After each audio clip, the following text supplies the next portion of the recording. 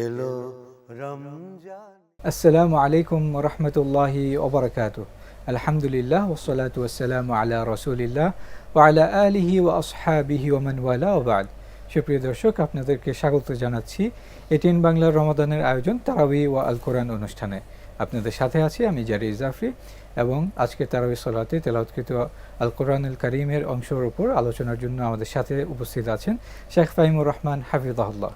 আসসালামু আলাইকুম ওয়া রাহমাতুল্লাহি ওয়া বারাকাতুহু।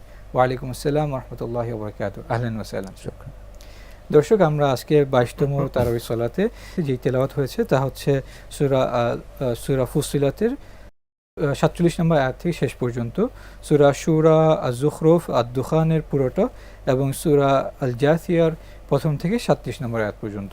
তো সেখানে আমরা প্রথম শুরু করছি সূরা শুরা থেকে, যেখানে আল্লাহ সুবহানাহু ওয়া তাআলা বলছেন, আউযু বিল্লাহি মিনাশ শাইতানির রাজীম, ওয়া কাযালিকা আওহাইনা ইলাইকা কুরআনান আরাবিয়্যান লিতুনযিরা উম্মাল কুরা মান হাওলাহা ওয়া তুনযিরা ইয়াওমাল জাম'i লা রাইবা ফীহি ফারীকুন ফিল জান্নাতি ওয়া ফারীকুন ফিস সাঈর।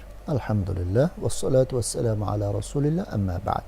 আল্লাহ রাব্বুল আলামিন কোরআন মাজিদকে রাসূলুল্লাহ সাল্লাল্লাহু আলাইহি ওয়াসাল্লামের ভাষায় আরবিতে নাজিল করেছেন। কেন? যেন আপনি সুন্দরভাবে সকলকে সতর্ক করতে পারেন। উম্মাল কুরা মানে এই মক্কা এবং মক্কাবাসী বা আশেপাশে যারা আছে তথা সারা দুনিয়ার মানুষকে আপনি যেন সচেতন করতে পারেন এবং সতর্ক করতে পারেন ওই দিনের ব্যাপারে, যেই দিনের ব্যাপারে কোনো সন্দেহ নাই, অর্থাৎ কিয়ামতের দিনের ব্যাপারে। আর অবশ্যই একদল জান্নাতে যাবে, ভালো, আরেক দল জাহান্নামে যাবে, যারা মন্দ। সুতরাং এই ভালো মন্দের পার্থক্য থাকবেই, এবং কিয়ামতে এটা মানে সুন্দরভাবে পার্থক্য হয়ে যাবে। এই জন্য আমাদেরই উচিত হলো যে ভালোদের পক্ষে থাকার জন্য আমাদের আপ্রাণ চেষ্টা করা, এবং সেই লক্ষ্যে আল কোরআন মাজিদকে জীবনের প্রতিটি ক্ষেত্রে মেনে নেওয়া, গ্রহণ করে নেওয়া। জাযাকাল্লাহু খায়রা। শেখ, এরপর আমরা যে আয়াত নিয়ে আলোচনা করতে যাচ্ছি সেখানে আল্লাহ সুবহানাহু ওয়া তাআলা বলছেন, ওয়া মা ইখতালাফতুম ফীহি মিন শাইইন ফাহুকমুহু ইলাল্লাহ যালিকুমুল্লাহু রাব্বী আলাইহি তাওয়াক্কালতু ওয়া ইলাইহি উনীব।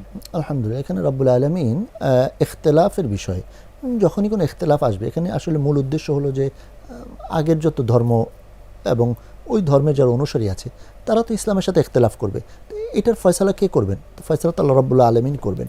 এই জন্য আল্লাহ তাবারাকা ওয়া তাআলা বলছেন যে যখনই কোনো বিষয়ে, ওই ধর্মের বিষয়ে ইখতিলাফ আসবে, আল্লাহ রাব্বুল আলামিনের দিকে ফিরিয়ে দাও। তো আল্লাহ তাআলা তো ইন্নাদ-দীনা ইনদাল্লাহিল ইসলাম, ইসলামকেই মনোনীত ধর্ম হিসেবে মানে গ্রহণ করেছেন, স্বীকৃতি দিয়েছেন। সুতরাং ইসলামটাই সত্য, বাকি সব মিথ্যা, বাকি সব ভুল। পাশাপাশি যদি দুনিয়াতেও আমরা কোনো বিষয়ে ইখতিলাফ তৈরি হয়, তখনও কোরআনের কাছে আসলে এটার সমাধান পেয়ে যাব, তখন সুন্নাহর কাছে আসলে এটার সমাধান পেয়ে যাব। এবং অবশ্যই আমাদের আল্লাহ রাব্বুল আলামিনের উপরেই তাওয়াক্কুল করা উচিত এবং তার অভিমুখী হওয়া উচিত। আল্লাহ সুবহানাহু ওয়া তাআলা আমাদেরকে আল্লাহ সুবহানাহু ওয়া তাআলার উপর তাওয়াক্কুল করার তৌফিক দান করুন, আমিন। আমিন। শেখ, এরপর আমরা যে আয়াতটি নিয়ে আলোচনা করতে যাচ্ছি সেখানে আল্লাহ সুবহানাহু ওয়া তাআলা বলছেন, মান কানা ইউরিদু হারসাল আখিরাতি নাজিদ লাহু ফি হারসিহি ওয়া মান কানা ইউরিদু হারসাদ দুনিয়া নু'তিহি মিনহা ওয়া মা লাহু ফিল আখিরাতি মিন নসীব। আলহামদুলিল্লাহ, এখানে রাব্বুল আলামিন দুনিয়াবাসীদের জন্য একটা গুরুত্বপূর্ণ মেসেজ দিয়েছেন।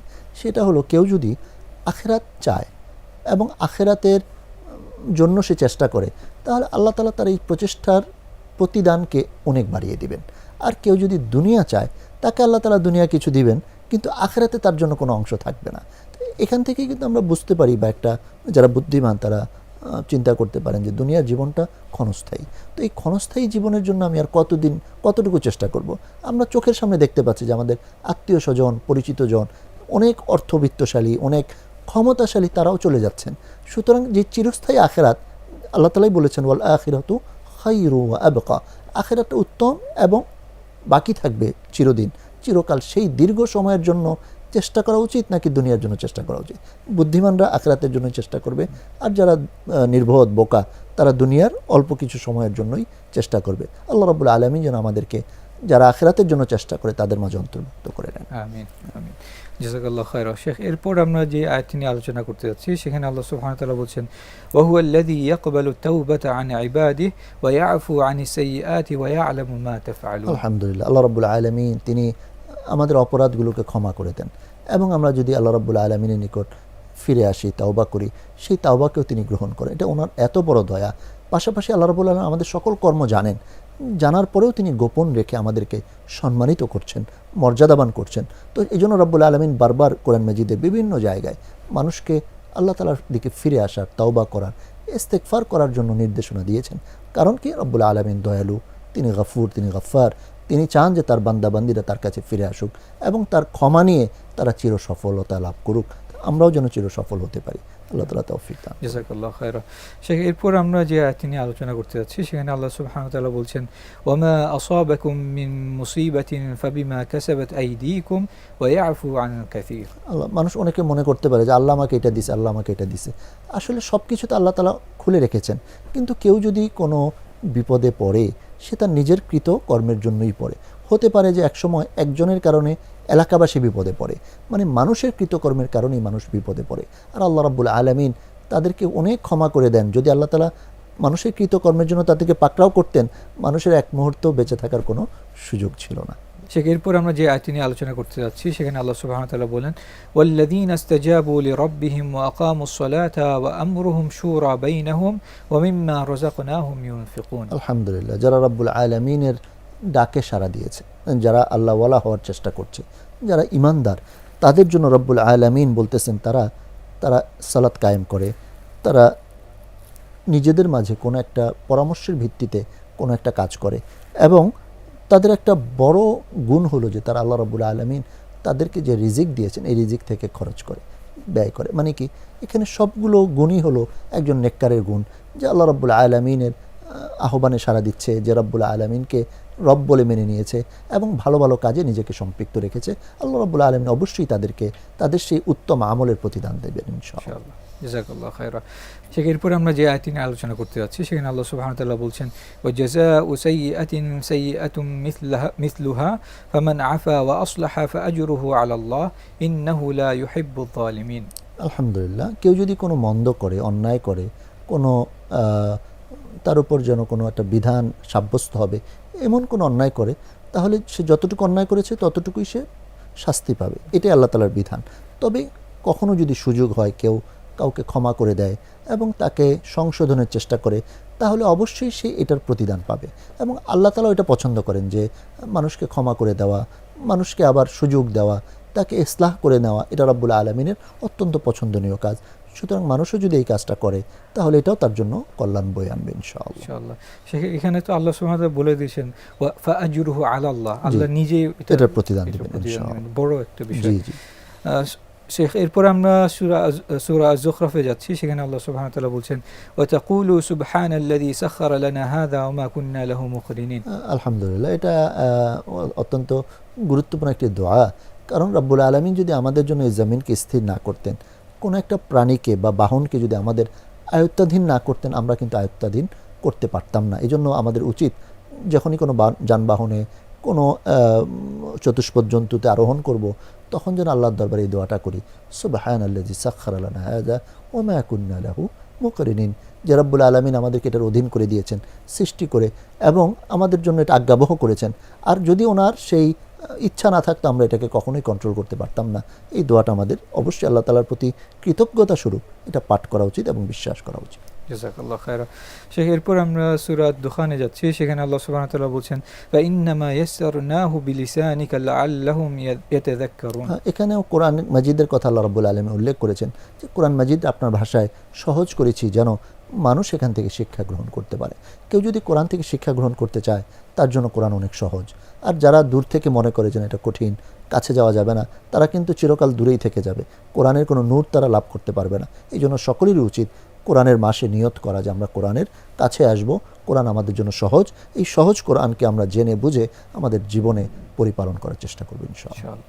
জাযাকাল্লাহু খায়রা। শেখ, এরপরে আমরা যাচ্ছি সূরা আয-জাসিয়াতে, সেখানে আল্লাহ সুবহানাহু ওয়া তাআলা বলছেন, ইন্না ফিস সামাওয়াতি ওয়াল আরদি লাআয়াতিন লিল মুমিনিন। যে নিশ্চয়ই আসমান সমূহ এবং জমিনে আল্লাহ রাব্বুল আলামিনের পক্ষ থেকে মুমিনদের জন্য নিদর্শন রয়েছে।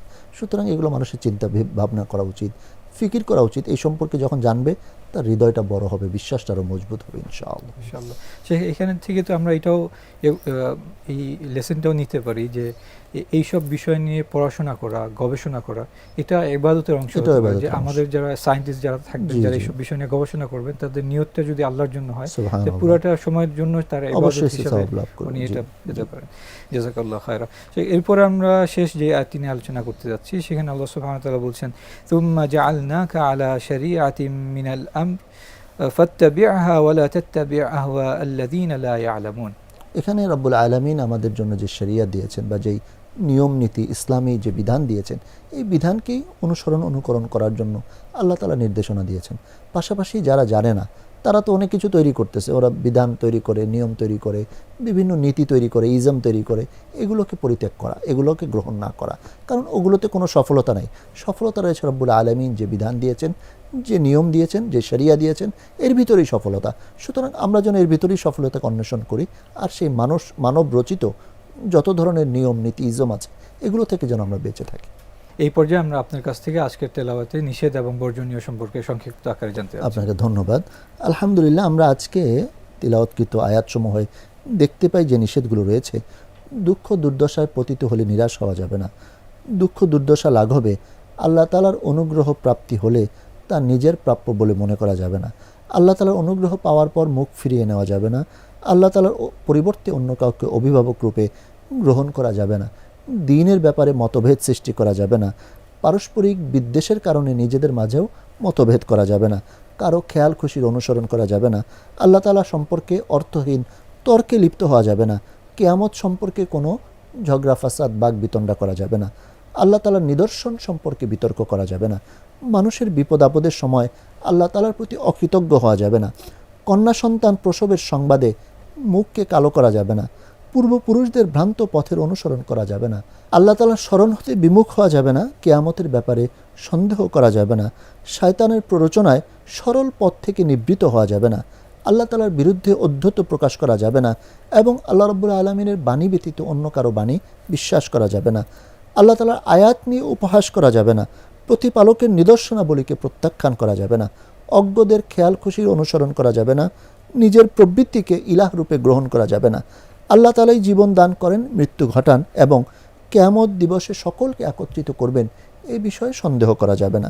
আল্লাহ তাআলার আয়াত শ্রবণের পর কাফিরদের ন্যায় দম্ভ বা অধ্যত্ব প্রকাশ করা যাবে না।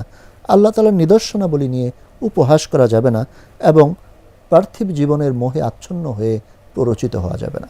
আল্লাহ তাআলা আমাদের সকলকে বিষয়গুলো থেকে হেফাজতে থাকার তৌফিক দান করুন। আমিন। জাযাকাল্লাহ খায়রা শেখ, আমাদেরকে সময় দেওয়ার জন্য। ওইয়া। দর্শক, আমরা আজকে যা জানলাম, আল্লাহ সুবহানাহু ওয়া তাআলা আমাদেরকে তা বুঝার এবং মানার তৌফিক দান করুন এবং আমাদের সিয়াম ও কিয়ামকে কবুল করুন। আমিন। আজকের মতো এখানে বিদায় নিচ্ছি। আসসালামু আলাইকুম ওয়া রাহমাতুল্লাহি ওয়া বারাকাতুহু।